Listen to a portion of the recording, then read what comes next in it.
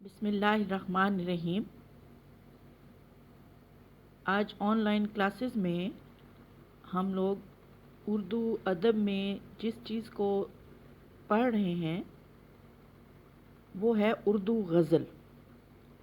اردو غزل بیٹا میں نے آپ کو سمجھایا تھا میر پڑھاتے ہوئے کہ غزل کا میدان جو ہے وہ دو قسم کے موضوعات پر مشتمل تھا، کیونکہ غزل کے لغوی معنی ہیں عورتوں سے باتیں کرنا یا عورتوں کی باتیں کرنا۔ یہ حسن و عشق کا موضوع جو ہے اس کے ہاں ہمیں زیادہ ملتا ہے، لیکن یہ اس کے غزل میں ہمیں دو ٹاپکس ملتے ہیں۔ ایک عشق حقیقی۔ عشق حقیقی کے معنی ہوتے ہیں سچ اور حق کے ساتھ جو ہے وہ محبت کرنا، یعنی اللہ تعالیٰ، حضور صلی اللہ علیہ وآلہ وسلم اور حقیقت کے ساتھ محبت کرنا۔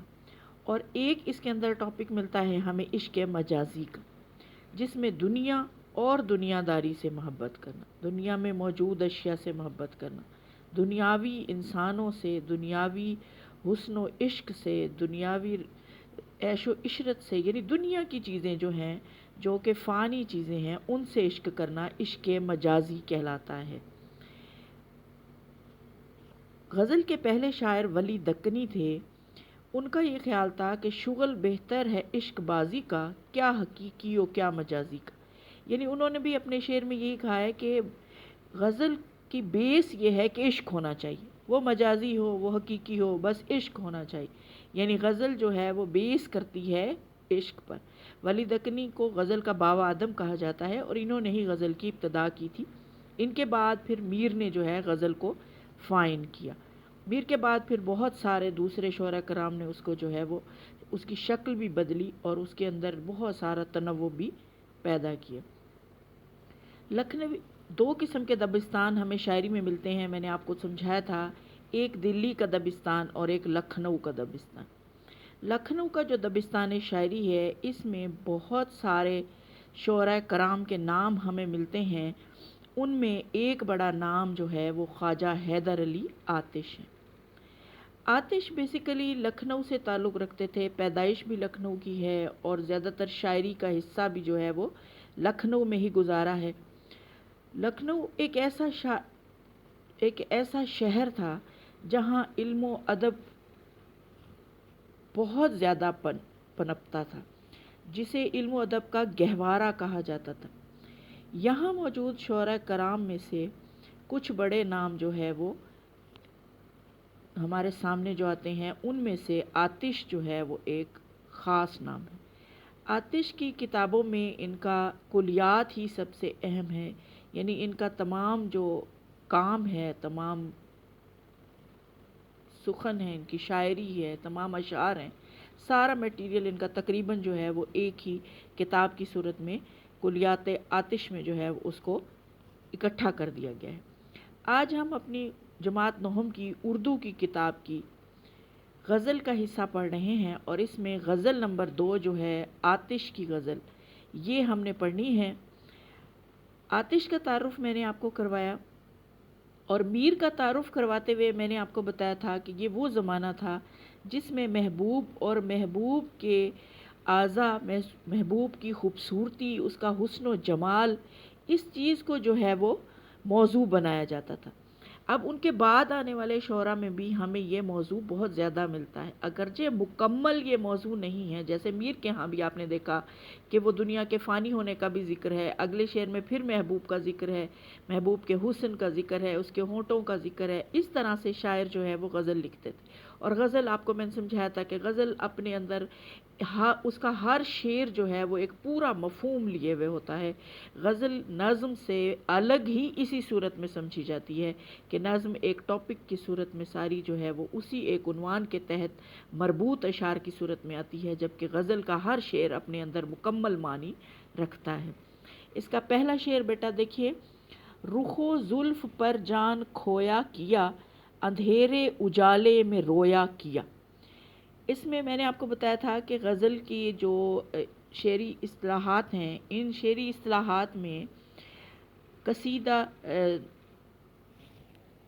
ہو یا غزل ہو، ان دونوں میں آپ کا قافیہ اور ردیف کا ہونا ضروری ہے۔ نظم ان دونوں کے ساتھ بھی لکھی جا سکتی ہے اور ان دونوں کے بغیر بھی لکھی جا سکتی ہے۔ اس غزل میں دیکھیے کھویا، رویا، پرویا، سویا، یہ تمام جو ہے وہ قافیے ہیں، اور میں نے آپ کو بتایا تھا قافیہ کسے کہتے ہیں، وہ ہم آواز الفاظ جو پہلے شعر کے دونوں مصروں اور باقی تمام اشعار کے دوسرے مصرے میں آتے ہیں، اور ان کے بعد ایک، دو یا تین الفاظ یا چار الفاظ یا کچھ شعراء نے 5 الفاظ بھی استعمال کیے ہیں، وہ الفاظ جو پہلے شعر کے دونوں مصروں اور باقی تمام اشعار کے دوسرے مصرے میں قافیے کے بعد بار بار دہرائے جائیں وہ ردیف کہلاتے ہیں۔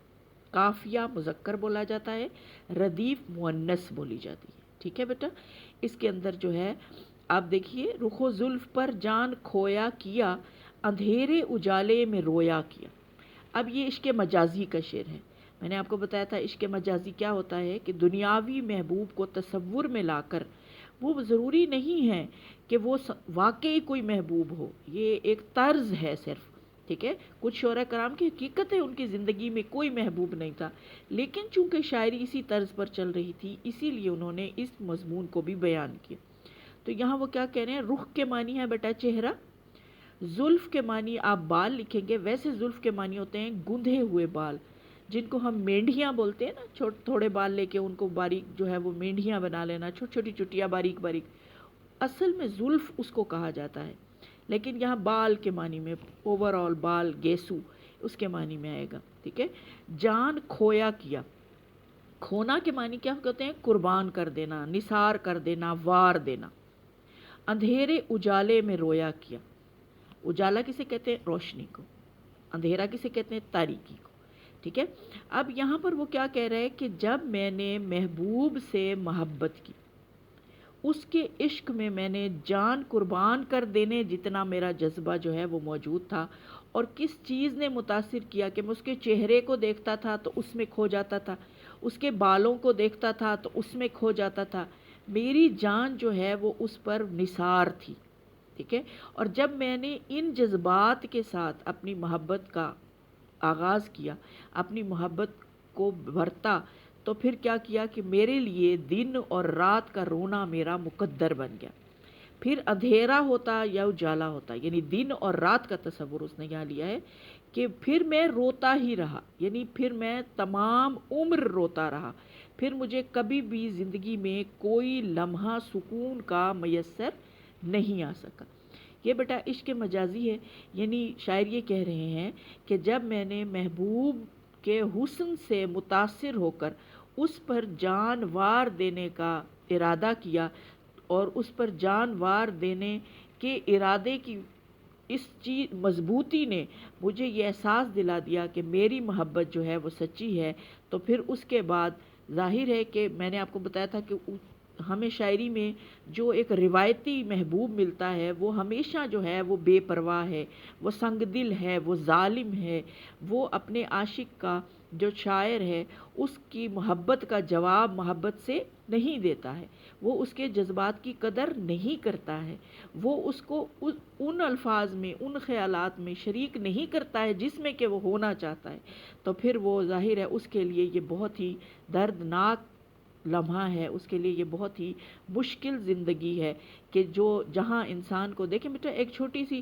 بات ہے کہ ہم کوئی بھی بات، یعنی ایون کلاس میں دیکھ لیں، اگر ٹیچر آپ سے کوسچن کرتا ہے اور آپ اس کے ریلیٹ آنسر نہیں دیتے ہو تو وہ اس کو رانگ ہے، اور وہ تکلیف دہ ہوتا ہے استاد کے لیے کہ یہ کیا بات ہوئی، میں نے یہ پوچھا تھا کوئی، ٹھیک ہے، یعنی اس طرح سے ایک ایسوسیشن ہوتی ہے دو لوگوں کے اندر، ٹھیک ہے۔ تو یہ وہ ایسوسیشن ہے جو عاشق چاہتا ہے کہ میں جب اپنے جذبوں میں صادق ہوں، سچا ہوں، میری محبت میں شدت ہے، تو پھر مجھے جواب بھی ویسا ملنا چاہیے، اور جب نہیں ملتا ہے ویسا جواب تو پھر وہ کہتے ہیں کہ پھر اندھیرا اور اجالا دونوں میرے لیے رونے کا جو ہے وہ سامان ہو جاتے ہیں، یعنی پھر میں دن کو بھی روتا رہتا ہوں اور میں رات کو بھی روتا رہتا ہوں۔ اب دن اور رات سے مراد کیا ہے، یعنی تمام عمر، پھر زندگی کا کوئی لمحہ خوشی کا میسر مجھے نہیں آتا ہے۔ یہ بیٹا اس کی تشریح ہے، اور بالکل اسی طرح آپ تشریح کریں گے جیسے میر کی تشریح کرواتے ہوئے میں نے آپ کو بتایا تھا کہ پہلے آپ مفہوم لکھیں گے 2 لائنوں کا، یعنی نثری صورت میں آپ شعر لکھیں گے، اس کی نثر لکھیں گے جو آپ کو سمجھ آئی، ٹھیک ہے، اور اس کے بعد آپ ہیڈنگ دیں گے تشریح کی، اور پھر آپ 2-3 لائنیں 4 لائنیں جو ہے شاعر کے تعارف کی لکھ کے اور پھر تشریح جو ہے وہ سٹارٹ کر دیں گے. اس کے اندر حوالہ جات بھی لکھیں گے، سب کچھ لکھیں گے. ٹھیک ہے، سمجھ آ گئی آپ لوگوں کو؟ آپ دوسرے شعر کی طرف چلتے ہیں. دوسرا شعر ہے بیٹا، ہمیشہ لکھے وصف دندان یار، قلم اپنا موتی پرویا کیا. ٹھیک ہے، اس میں بھی بیٹا پرویا جو ہے یہ کیا ہے؟ قافیہ ہے، اور کیا جو ہے وہ اس میں ردیف ہے. اب ہمیشہ لکھے وصف، وصف کے معنی ہوتے ہیں خوبی. دندان دانتوں کو کہتے ہیں، دانت. ٹھیک ہے، موتی آپ کو پتہ ہے کہ موتی کسے کہتے ہیں. ٹھیک ہے، اور پرویا، پرویا کہتے ہیں سوراخ دار چیز میں سے دھاگا گزارنا. جیسے سوئی ہوتی ہے، ٹھیک ہے، اس کا ناکا ہوتا ہے، سوراخ ہوتا ہے، اس میں سے دھاگا گزارنا. تو موتی پرونا کے کیا یہی معنی ہوتے ہیں کہ موتیوں میں سے سوئی نکال کر اس کو دھاگے سے تمام موتیوں کو اکٹھا کر دینا اور ایک لڑی ایک لڑی بنا لینا. ٹھیک ہے، جیسے تسبیح ہوتی ہے، جیسے مالا ہوتی ہے، جیسے ہار ہوتے ہیں موتیوں کے، اس طرح سے موتی پرویا کیا. یعنی وہ ایک دوسرے کے ساتھ جڑے ہوئے ہوتے ہیں، ایک دوسرے کے ساتھ آ رہے ہوتے ہیں، ایک لائن لگی ہوئی ہوتی ہے ان کی. اس سینس میں یہاں پر استعمال ہوا ہے. وہ کہتے ہیں یہ بھی بیٹا عشق مجازی کا شعر ہے. اب اس میں کیا تھا؟ رخ و زلف کی تعریف تھی. میں نے آپ کو بتایا تھا مجازی محبوب جو ہے وہ شاعر کو اسی صورت میں نظر آتا ہے کہ اس میں کبھی اس کے بالوں کی تعریف، کبھی ہونٹوں کی، جیسے میر نے پچھلی غزل میں کہا کہ پنکھڑی ایک گلاب کی سی ہے، آنکھوں کی مستی شراب کی سی ہے. یعنی وہ اس کے ساتھ مختلف اعضاء کی، مختلف جسم کے حصوں کی حسن و عشق کی جو ہے وہ تعریف کرتا ہے. اس میں جیسے پہلے شعر میں رخ یعنی چہرے کی اور بالوں کی تعریف ہوئی، تو اب یہ دوسرے شعر میں وہ یہاں پر اس کے دانتوں کی تعریف کر رہا ہے. اور آپ دیکھیں ہم محاورتاً بولتے ہیں اس کے دانت تو موتیوں جیسی چمک رکھتے ہیں. آپ دیکھیے ٹی وی میں اکثر جو ہے وہ ٹوتھ پیسٹ کی مشہوری آ رہی ہو، کچھ ایسا ہو، تو اس میں بھی یہی کہتے ہیں کہ دانت چمکے موتیوں جیسے. یعنی دانتوں کو موتیوں سے ریلیٹ کیا جاتا ہے، تشبیہ دی جاتی ہے، ملایا جاتا ہے. تو یہاں بھی وہی کہہ رہے ہیں کہ ہمیشہ لکھے وصف دندان یار، کہ وہ کہتے ہیں میں نے ہمیشہ اپنے محبوب کے دانتوں کی جب بھی تعریف لکھی. اب تعریف لکھی سے کیا مراد ہے؟ شاعر ہے تو کیسے تعریف لکھے گا؟ شاعری کرے گا، الفاظ کی نگینہ کاری کرے گا، مرصع کاری کرے گا، یعنی آپ الفاظ کو جو ہے وہ جوڑے گا. ٹھیک ہے، تو وہ کہتے ہیں پھر کیا ہوا جب میں نے لکھے تو قلم اپنا موتی پرویا کیا. یعنی مجھے ایسے لگتا تھا کہ جیسے چونکہ میرے محبوب کے دانت انتہائی خوبصورت ہیں، سفید ہیں، چمکدار ہیں، تو وہ اس کی جب میں تعریف لکھتا ہوں تو مجھے جو اس کی تعریف میں الفاظ لکھے جاتے ہیں وہ الفاظ بھی میرے قلم سے ایسے ہی نکلتے ہیں جیسے موتی. یعنی اپنی شاعری کی تعریف بھی ہے ساتھ. اور کیوں شاعری کی تعریف ہے؟ شاعری کو یہ مقام کیوں ملا ہے؟ شاعری کو یہ خصوصیت کیوں ملی ہے؟ شاعری کیوں موتیوں جیسی خوبصورت ہو گئی ہے؟ محبوب کے دانتوں کی وجہ سے. یعنی اس کے دانت اتنے خوبصورت تھے کہ جب میں اس کی تعریف لکھنے بیٹھا تو میرے الفاظ خوبصورت ہو گئے، میرے خیالات خوبصورت ہو گئے. ٹھیک ہے، یعنی محبوب کے دانتوں کو حد سے زیادہ خوبصورتی جو ہے اس کی بیان کر رہے ہیں کہ جب بھی میں نے اس کے دانتوں کی خوبصورتی لکھی، خوبیاں لکھی، ٹھیک ہے، تو پھر کیا ہوا کہ میرا قلم جو ہے وہ اتنی خوبصورتی سے چلا کہ میرے الفاظ بھی گویا ایسے ہی جیسے میں نے موتی لڑی میں پرو دیے ہوں اسی طرح سے ہو گئے. ٹھیک ہے بیٹا، سمجھ آ گئی اس کی بھی آپ کو؟ آگے چلیں. کہوں کیا ہوئی، تیسرا شعر ہے، کہوں کیا ہوئی عمر کیوں کر بسر، میں جاگا کیا بخت سویا کی. کیوں کر کیسے، بسر گزری، بسر ہونا گزرنا. ٹھیک ہے، بخت کہتے ہیں بیٹا قسمت کو، نصیب کو. ٹھیک ہے، اب یہ دیکھیں بیٹا کہ اس میں دونوں موضوعات آ سکتے ہیں. ایک اوپر تو دونوں جو اشعار ہیں وہ مکمل طور پر عشق مجازی ہیں، لیکن یہ جو ہے اس میں دونوں چیزیں آ سکتی ہیں، دونوں چیزیں شامل، کیونکہ اس وقت آپ کو پتہ ہے جو حالات تھے، جس قسم کے حالات و واقعات تھے دلی کے اجڑنے کے بعد، جو وہاں شعر و شاعری کا اور سارا دورہ جو ہے وہ کیا وہاں حشر ہو چکا تھا، حالات خراب تھے، تو اس کی وجہ سے. اور پھر آپ یہ دیکھیے کہ اگر ہم اس کا آپ نے آتش کا تعارف پڑھا، اس میں بھی آپ نے دیکھا کہ بچپن میں ہی جو ہے وہ ان کے والد کی وفات ہو گئی، جس کی وجہ سے ان تعلیم و تربیت بھی حاصل نہ کر سکے، ٹھیک ہے، یعنی گھریلو طور پر بھی انہوں نے مشکل حالات دیکھے، اپنے خارجی حالات بھی، باہر کے اپنے ملک کے اپنے شہر کے حالات بھی انہوں نے خراب دیکھے، اور پھر اس کے بعد تیسری واردات جو ان پر ہوئی وہ جو کہ ایک بیس جس طرح سے دوسرے شاعر حضرات جو ہے وہ عشق مجازی کو اپنا جو ہے وہ یہاں پر بیان کرتے ہیں، یا یہ بھی اپنے پہلے دونوں اشعار میں بیان کرتے ہیں، اسی طرح سے یعنی عشق کی جو کیفیت ہے وہ تیسری کیفیت تھی جس چیز نے مل کر ان کے دل کو جو ہے وہ دکھی کر دیا، دکھ سے بھر دیا، غم سے بھر دیا۔ اور ظاہر ہے بیٹا کہ ہم لوگ بینگ اے مسلم، ہمارا یہ ایمان ہے، ہم یہ سوچتے ہیں جو کچھ بھی ہے وہ اللہ کی طرف سے ہے، جو کچھ بھی ہے وہ ہماری قسمت میں لکھا ہوا ہے، اگرچہ اللہ قرآن میں فرماتا ہے کہ میں دعاؤں سے قسمتوں کو بدل دیتا ہوں، ٹھیک ہے۔ اب جیسے آپ یہ دیکھیے رات جو ہے وہ 21ویں کی رات تھی، ٹھیک ہے، اب آگے جو ہے 23، 25، 27، 29 یہ طاق راتیں ہیں، ان راتوں کے لیے بھی قرآن میں یہی کہا گیا کہ یہ راتیں قبولیت کی راتیں، اگر ان راتوں میں تم اللہ سے جو ہے وہ مانگتے ہو، مغفرت مانگتے ہو، جو مانگتے ہو تو وہ تمہیں ملے گا۔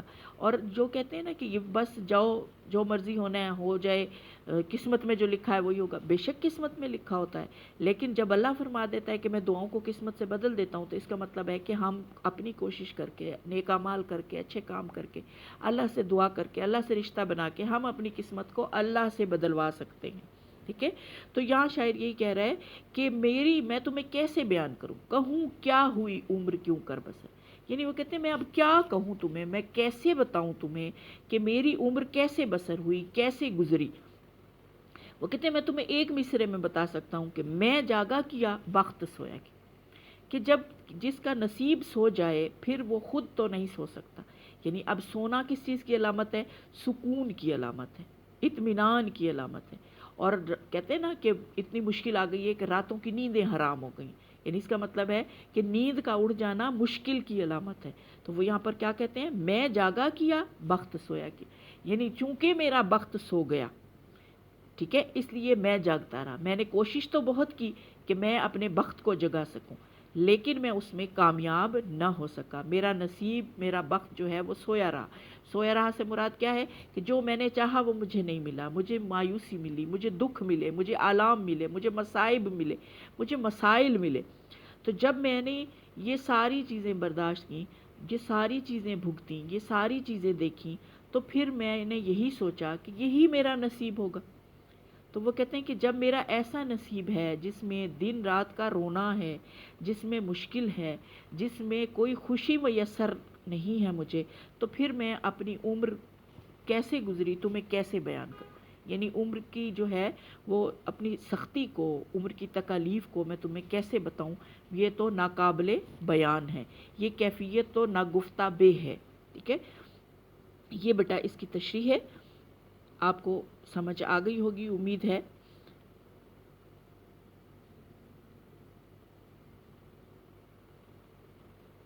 اوکے بچہ، اللہ حافظ۔